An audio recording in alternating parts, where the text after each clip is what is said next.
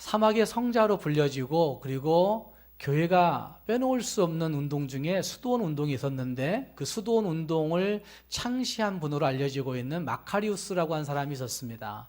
이 마카리우스 선생님은 정말 수도원 운동을 창시할 정도로 정말 열심히 기도하고 열심히 말씀 연구하고 그 제자들에게 믿음의 본을 잘 보여준 위대한 믿음의 선진임에 틀림이 없습니다. 그래서 마카리우스라고 하는 이 선생님 옆에는 항상 여러 제자들이 따라다녔고 그 제자들이 따라다니면서 그에게 성경 말씀을 배우려고 애를 쓰고 삶을 배우려고 애를 썼던 것들을 볼 수가 있습니다. 하루는 그 제자들이 그 선생님 따라가다가 그 앞에 확 날아가는 때를 지어 날아가는 새들을 보았다고 합니다. 그리고 그 새들을 보면서 선생님에게 묻습니다. 선생님, 왜 우리 인간들은 천사나 저 새들처럼 하늘을 날지 못합니까? 왜 하나님이 우리를 날지 못하게 만드셨을까요? 이렇게 물어봤습니다. 뜻밖의 질문에 이 마카리우스 선생님은 당황했다가 조금 더 생각해 보다가 얘기했습니다. 천사가 하늘을 날 수 있는 것은 자신을 매우 가볍게 여기기 때문에 자기 자신의 모든 것들을 다 비우고 가볍게 여기기 때문에 잘 날 수 있는 거야. 그런데 인간이 하늘을 날 수 없는 이유는 정확히 그 반대의 이유 때문이란다 라고 얘기했습니다. 다시 말해서 천사가 자신을 매우 가볍게 여기기에 날 수 있었다고 한다면 인간은 너무 많은 것들로 무거움을 가지고 있는 겁니다. 스스로를 대단하다 여기는 무거움이 있고 스스로 잘났다 생각하는 무거움이 있고 스스로 자기 자존심이 강하다 생각하는 무거움이 있고 스스로 자기 자신이 높아지려고 하는 무거움들이 너무나 많이 있어서 하늘을 날 수 없다라고 하는 마카리우스 선생님의 설명이 있었습니다. 이것은 어린 아이들이 읽는 동화에서나 볼 법한 비합리적인 얘기라고 얘기할 수 있겠지만 제가 어릴 때 그 조금 착한 일 하고 조금 좋은 일 했던 날 저녁에는 좋은 꿈을 꾸었습니다. 그런데 좋은 꿈을 꿀 때 저는 그런 꿈을 많이 꿨던 기억이 있는데 그래서 선명하게 기억하는 꿈이 하나가 뭐냐면 제가 하얀 날개를 달고 하얀 천사 같은 모습이 되어서 여기저기 날아다니는 겁니다. 근데 날아다니다가 어떤 생각이 드는 순간에 그 잠속의 꿈속에서도 어떤 생각이 드는 순간에 저는 어딘가에 곤두박쳐가지고 그 하얀 모습으로 날던 제가 곤두박질 쳐가지고 거기에 갇혀가지고 더 이상 헤어나오지 못하는 계속 갇혀지는 그런 꿈을 꾼 적이 있었습니다. 아마 좋은 일 하면 우리가 그런 많은 환상의 날개를 펴고 날아간 일들도 아마 많이 보았을 겁니다. 그러나 죄짓고 무거워지고 힘들어지면 날 수 있는 창의적인 생각 나지 아니하고 어려워지고 고통스러워지고 힘들어지고 마음 가운데 불편함이 생기게 되고 무엇인가가 자기를 심하게 억누르고 있는 그것들을 잠결에서도 꿈속에서도 느끼는 그래서 가위 눌렸다 이렇게 얘기하는 일들이 우리에게 많이 있는 겁니다. 어쩌면 우리는 왜 하늘을 날 수 없을까요? 왜 우리는 하나님의 그 은혜를 체험하면서 하나님 그 은혜 가운데 날개를 달고 훨훨 날 수 없을까요? 여러분 그런 생각 해보지 않습니까? 한 시대에 분명히 하나님을 같이 섬기고 있는데 왜 예수 때문에 그렇게 신나하지 못하고 왜 예수 때문에 그렇게 즐겁지 못하고 왜 예수 때문에 그렇게 기쁘지 못하고 왜 예수 때문에 그렇게 행복하지 못하고 왜 예수 때문에 그렇게 만족스럽지 못하고 예수님 그분은 분명히 그런 분이신데 바깥에 현수막 붙여놨는데요. 그래도 희망입니다. 지금 너무 힘들다 얘기하지만 그래도 희망이라고 외칠 수 있는 이유는 누구 때문일까요? 예수 때문에 희망이라고 외칠 수 있어야 되는데 왜 이것이 안 될까? 왜 그렇게 같이 힘들고 어렵고 고통스럽고 눈물을 흘려야 되고 같이 욕해야 되고 이런 일들이 벌어질까? 마카리우스 선생님의 이야기대로 한다고 한다면 우리의 삶이 너무나 무겁기 때문에 그런 거죠. 우리의 마음이 너무나 무겁기 때문에 그런 겁니다. 우리 생각이 너무나 과중하게 무겁기 때문에 우리도 그렇게 예수 때문에 즐겁지 못한 삶을 살고 있다 해야 맞다는 말입니다. 오늘 함께 읽은 말씀 가운데 보시면 사람 사는 세상에 여러 부류의 믿음 앞에 모여진 여러 부류의 사람들이 공존한다는 사실을 오늘 읽었던 말씀이 우리에게 보여주고 있습니다. 지금 엘리야의 이야기를 하고 있는 거지만 엘리야와 함께 등장하고 있는 많은 부류의 사람들을 보면서 나는 어떤 부류의 사람인지, 나는 어떤 부류의 신앙생활을 하고 있는 사람인지 함께 생각해 보시면서 나도 엘리야처럼 응답받고 엘리야처럼 기뻐할 수 있는 그런 신앙의 사람이면 좋겠다, 이렇게 다짐해 볼 수 있는 우리 모두가 될 수 있기를 주님의 이름으로 축복합니다. 먼저 함께 읽은 말씀 보시면 영적인 감각이 마비되어 버린 지도자가 거기에 등장합니다. 지금 함께 읽은 말씀 가운데 등장하는 이스라엘 민족은 3년 6개월 동안 비 한 방울 오지 아니하는 엄청난 자연 재앙을 겪고 있었던 시대였습니다. 비가 한 방울도 오지 아니하니까 온 백성들이 어떻게 하면 비 올 수 있을까? 어떻게 하면 이 자연재앙 벗겨날 수 있을까? 이런 고민들을 하고 있었을 때였을 것입니다. 그러나 그 자연재앙을 겪었던 이유는 분명한 것은 아합 왕, 그 당시에 통치했던 아합 왕이 잘못되었기 때문이었습니다. 아합 왕이 우상을 숭배했고, 아합 왕이 온 백성들에게 우상을 장려했고, 아합 왕이 온 백성들을 하나님 버리고 거짓 신을 섬길 수 있는 길로 이끌었기 때문에 하나님이 벌하셔서 그들에게 그 자연재앙이 3년 6개월 동안 내리게 되었다는 말입니다. 이 잘못된 길로 민족을 인도한 사람은 다름 아닌 아합 왕이었는데, 오늘 함께 읽은 말씀 앞구절들 보시면 그 아합 왕이 적반하장으로 선지자에게 욕하고 있는 모습이 등장합니다. 17절 말씀을 보시면 이렇게 말씀하고 있습니다.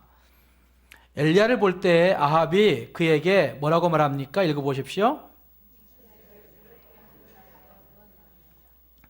이스라엘을 괴롭게 하는 자여 너냐? 이스라엘이 지금 비 오지 않아서 너무나 힘들고 어려운데 이렇게 힘들게 한 사람이 너야? 라고 그렇게 이야기하고 있는 것입니다. 다시 말해서 엘리야를 만나자 그 책임이 너에게 있는 거야. 네가 잘못해서 그런 거야. 이렇게 얘기하고 있는 것이란 말입니다. 저는 이 말씀을 읽으면서 이런 생각도 해보았습니다. 오늘 한국교회의 잘못은, 우리 한국 사회의 잘못은 여기에 있지 아니할까라는 생각을 해봅니다.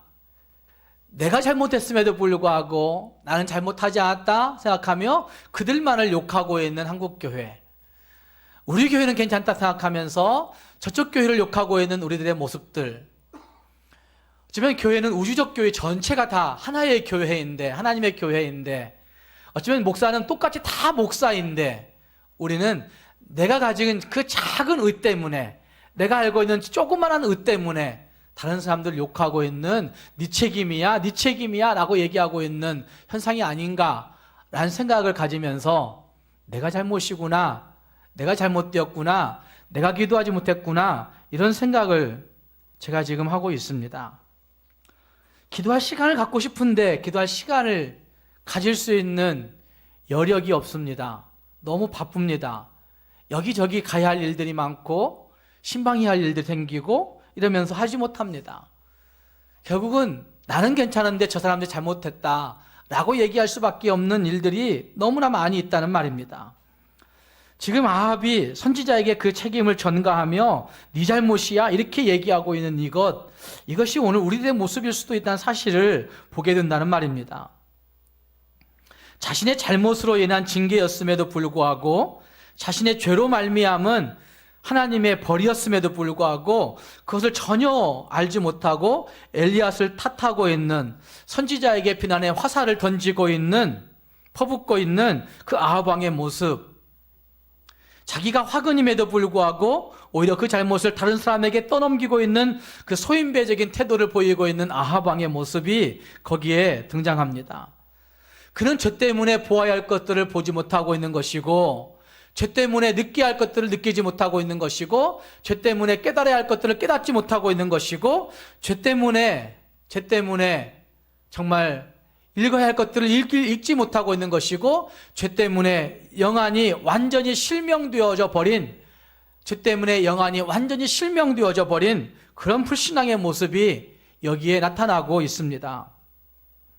죄악이 그 마음을 충동질시킬 때, 죄악으로 말미암아 그 마음이 충동질 당하여서 결국은 그는 사람들에게 책임을 전가시키고 있는 것이고 자기 고집을 피우고 있는 것이고 내 죄는 아니야라고 완고하게 고집 부리고 있는 것이고 누군가를 비난하고 있는 것이고 죄악이 자기 자신을 충동질시킨다고 하는 사실조차를 알지 못하게 될 때 결국 그는 사람들을 향하여 분노의 화살을 퍼붓고 있는 것이고 그리고 죄악이 자기를 충동질시킴으로 말미암아 사람들에게 원망하고 사람들에게 시기하고 불평하고 있는 모습을 보여내고 있는 것입니다. 죄로 인한 불신앙은 우리에게 이런 일들을 가져오기에 굉장히 위험스러운 모습이라고 할 수가 있습니다. 죄로 인한 불신앙이 우리 안에 들어오게 될 때 그 죄악이 우리를 충동질시키게 될 때 우리는 우리의 눈과 우리의 귀와 우리의 마음의 생각이 마비되어져 가는 것들을 알지 못하는 것이죠. 순간 마비되는데도 불구하고 자기 자신이 마비된지를 모르고 있는 그런 모습이 많이 있다는 말입니다. 죄악의 충동질로 말미암아 마비되어 갈 때 하나님을 볼 수가 없습니다. 죄악의 충동질로 말미암아 마비되어 갈 때 하나님을 들을 수 없습니다. 하나님을 느낄 수 없습니다.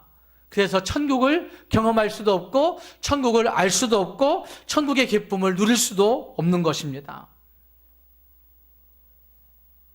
우리는 왜 하나님을 잘 믿지 못합니까? 어쩌면 우리가 하나님을 믿고 있다 얘기하지만 우리는 왜 하나님을 잘 믿지 못하고 있는 것이라고 생각하십니까? 나의 믿음은 왜 이렇게 약하다 생각하십니까? 왜 내 믿음은 누구처럼 조금 더 좋았으면 좋겠는데 왜 내 믿음은 안 된다고 생각하십니까?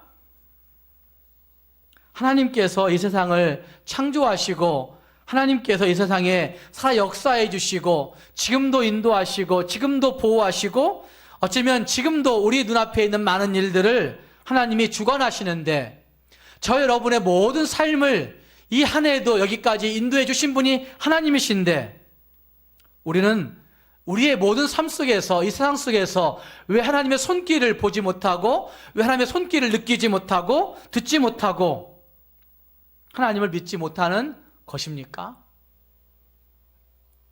하나님이 살아계신 증거가 부족해서입니까, 여러분?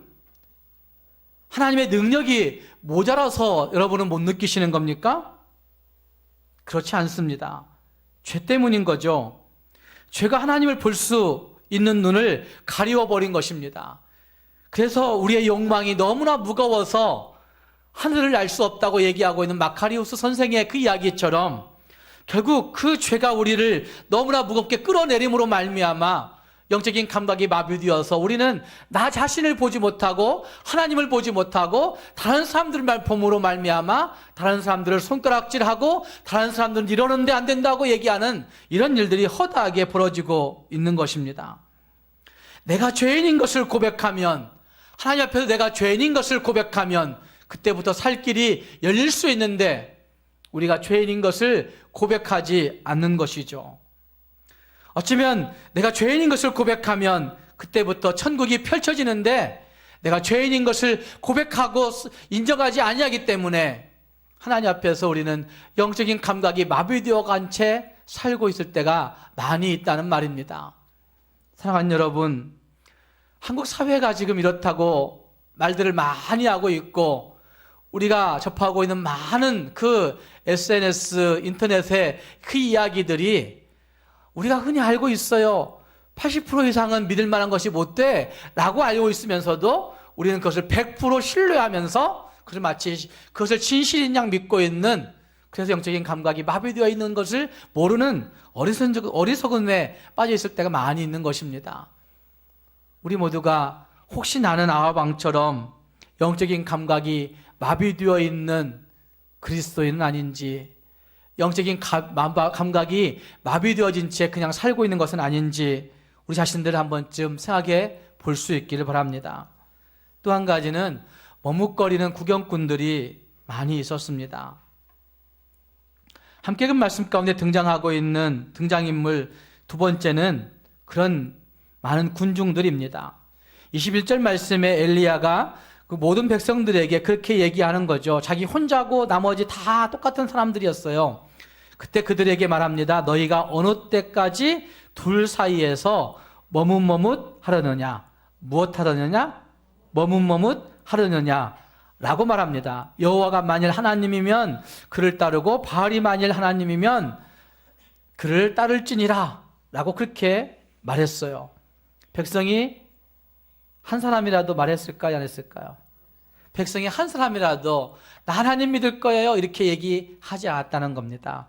백성이 말 한마디도 대답하지 아니하는지라.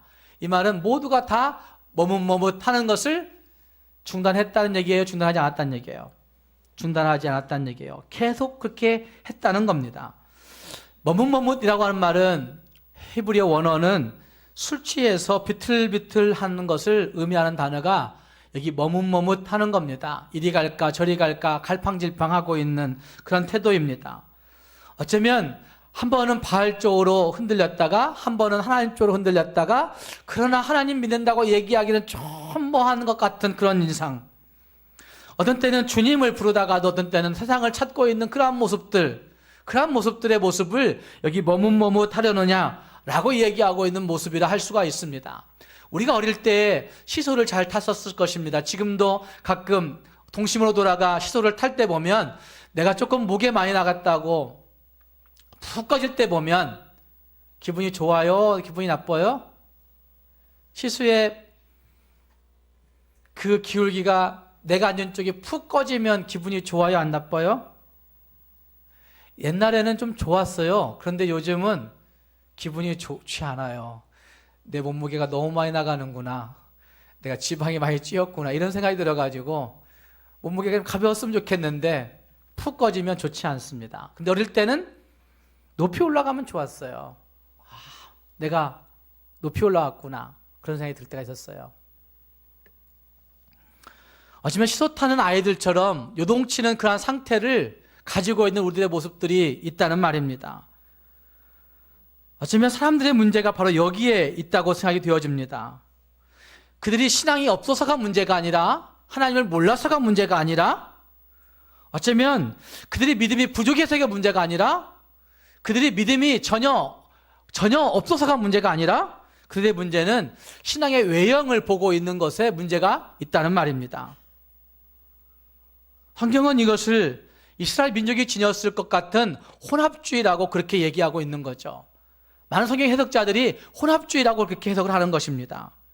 하나님을 믿는 것 같지만 나를 믿고 있는 것이고, 하나님 믿는 것 같지만 돈을 믿고 있는 것이고, 하나님 믿는 것 같지만 세상을 믿고 있는 것이고, 하나님 믿고 있는 것 같지만 내 권력을 믿고 있는 것이고, 하나님 믿고 있는 것 같지만 내 직분을 믿고 있는 것이고, 하나님 믿고 있는 것 같지만 내 자존심 믿고 있는 것이고, 하나님 믿고 있는 것 같지만 내 체면 믿고 있는 것이고, 하나님 믿고 있는 것 같지만 내 자녀 믿고 있는 것이고, 하나님 믿고 있는 것 같지만 내 자기 합리화를 믿고 있는 것이고, 하나님 믿고 있는 것 같지만 우리가 생각하고 있는 다양한 생각을 믿고 있는 그런 형태를 혼합주의라고 얘기할 수가 있는 것이죠. 그래서 여기 읽었던 말씀 가운데 등장하는 머뭇거리는 구경꾼들이 많이 등장하고 있는 것입니다. 21세기의 신앙의 형태는 바로 실용주의적인 불신앙이 만연하게 된다고 얘기합니다. 실용주의적인 불신앙. 혹시 나도 그렇게 될 수 있는 가능성이 많이 있는 거죠. 어쩌면 내게 유익하면 다 좋은 거예요. 내게 복 줄 것 같으면 다 좋은 거예요. 내가 돈 벌 것 같으면 다 좋은 거예요. 내가 그냥 아무 해 없으면 좋은 거예요. 실용주의적인 불신앙의 형태들이 21세기에는 편만하게 퍼져간다고 많이 얘기하고 있는데, 어쩌면 교회는 이미 여기에 중심 속에 들어와 있는 것입니다. 많은 성도들이 있지만 그 많은 성도들이 그 실용주의적인 불신앙을 떨쳐버리지 못하고 있는 형태가 너무나 많이 있다는 말입니다. 그러나 우리 예수님은 분명히 말씀하지 않습니까? 너희가 미지근하여 뜨겁지도 아니하고 차지도 아니하니 그 예수님의 입에서 너희를 토하여 내치리라. 이렇게 말씀하신 말씀을 보시면 신앙으로 살려면 신앙으로 살아야 된다는 사실을 분명하게 말씀하고 있는 것이죠. 사랑하는 여러분, 한국 교회를 욕하지 마시고 세상 사람들이 욕하고 있는 그 욕, 거기에 나도 좋아요 누르지 마시고 우리가 한 공동체라는 사실들을 기억하면서 나는 왜 하나님과 세상 사이에서 머뭇거리고 있을까? 나는 왜 하나님과 그 세상의 여러 가지 이야기들 속에서 주저하고 있을까? 다시 한번 고민해 보시면서 진짜 하나님을 믿기로 결단할 수 있어야 됩니다. 오직 예수, 절대 예수, 그래도 예수 때문에 희망이다, 이렇게 외칠 수 있는 우리가 되어야 된다는 말입니다. 또 한 가지 불의 사람들은 허상을 쫓는 추종자들이 있었습니다. 헛개비를 쫓는 추종자들. 22절 이하를 보시면 엘리야가 그렇게 얘기합니다. 나만 홀로 남았으나, 홀로 남은 겁니다. 머뭇거리는 많은 사람들이 있었고, 그리고 그 다음 보면 바알 선지자는 450명, 그리고 아세라 선지자는 400명, 850명의 선지자들이 있는데 그 중에 나만 홀로 남았다, 이렇게 얘기할 수밖에 없는 어려움이 있었습니다. 이 말은 다 그것을 쫓아갔다는 얘기예요. 그리고 그들은, 그 850명의 선지자들은 이제 하나님을 도전합니다. 송아지를 잡고 각각 제단을 만들어 놓고 제사를 드립니다. 그런데 번제물에 불을 붙이지는 말자 약속했기 때문에 붙이지 않습니다. 그리고 하늘에 기도해서 그 불을 내려주시는 그 신을 참신으로 믿자, 이렇게 얘기했던 겁니다.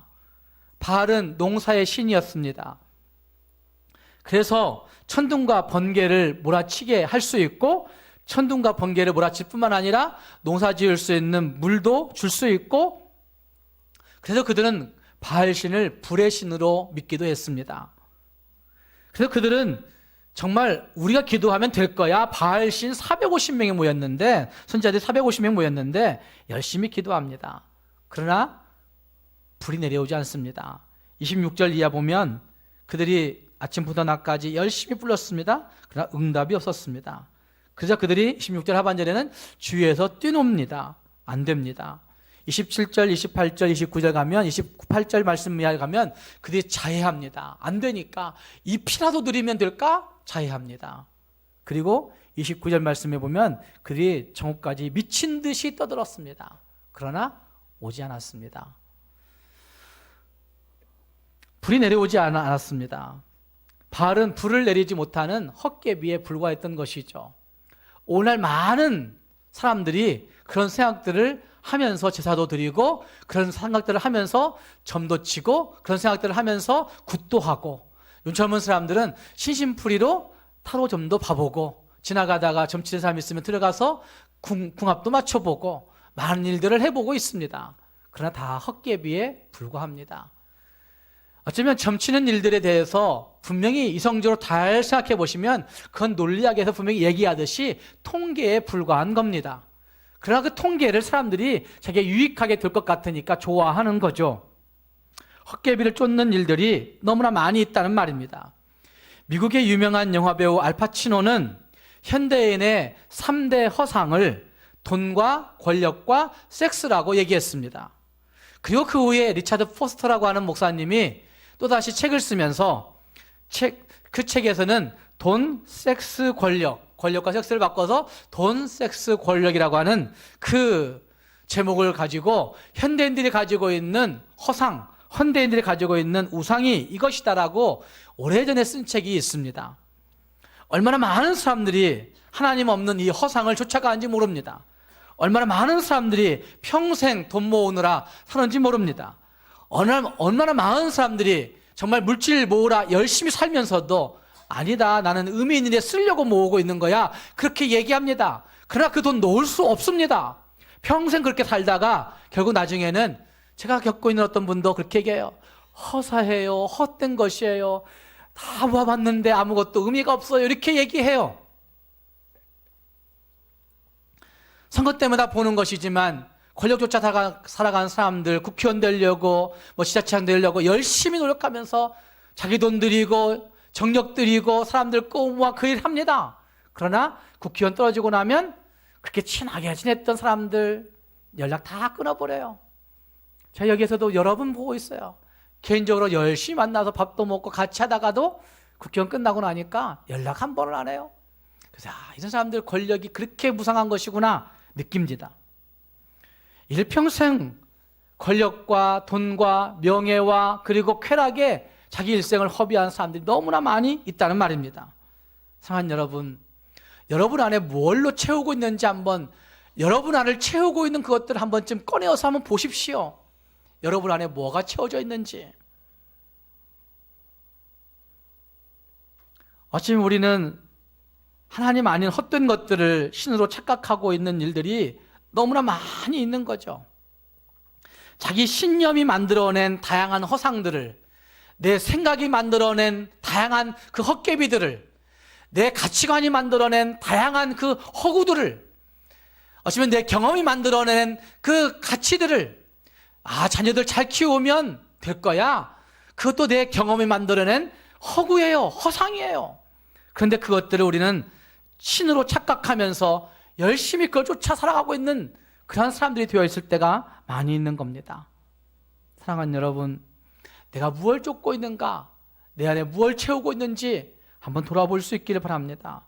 그리고 마지막 또 한 부류의 사람은 참 하나님만 믿고 살아가는 진짜 신앙인의 모습이 거기 한 명 등장합니다. 그는 다름 아닌 엘리야이고 그는 권력을 두려워하지 않았습니다. 함께 읽은 말씀 17절 말씀 우리가 얘기했는데 17절 말씀에 아합이 엘리야에게 말해요. 너가 이스라엘을 괴롭게 하는 사람이야? 라고 그렇게 왕이 얘기합니다.